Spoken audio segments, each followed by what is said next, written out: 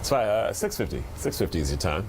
And we're 4 days away from the 91st Academy Awards premiering Sunday, February 24th. Our very own Matt Perrin is reviewing every Best Picture nominee. Yeah, today's film, it delves deep into the director's upbringing in Mexico in the movie Roma.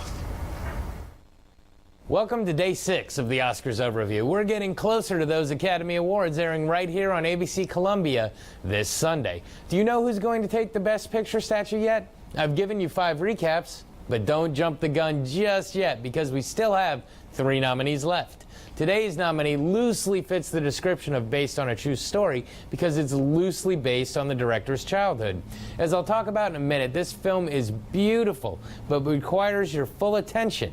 So let's delve into the latest offering of director Alfonso Cuarón, Roma. Our movie begins in early 1970s Mexico City. Cleo is a domestic worker for a well-to-do family. She does all of their cleaning and looks after the family's 4 children. Even though the family she works for seems like they have everything, you can see that there is tension between the father and mother, and we're not quite sure what's going on. We see that although Cleo is loved by her surrogate family, she yearns to have a life of her own. She is dating the cousin of her best friend's boyfriend and falling in love. But as tends to happen, Cleo discovers she is pregnant. Her boyfriend disappears and she is worried about losing her job. However, her fears are alleviated when her employer instead takes her to the doctor and helps her prepare for the arrival. Before long, we also see revolutions rising up in the area over land disputes. At one particular family gathering, we see the results of these disputes arise as the family's land comes under attack and they have to work together to stem the burning. We also see the violence escalate in the city as riots break out and people are killed in front of Cleo as she's shopping for a crib. As the movie progresses, we see Cleo trying to come to terms with her upcoming childbirth. She attempts to bring her boyfriend back and hopes for a family of her own. At the same time, we see her surrogate family struggling with the discovery of the father having left for another woman. Through a series of trials, we get to see the different definitions of families and how love can be shared throughout them. So, what to say about this one? As I mentioned at the beginning, this film is gorgeous.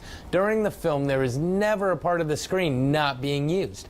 You have the front and center action, but then everywhere in the background, something is happening to describe the main character's mindset or helping to describe life at that place and time.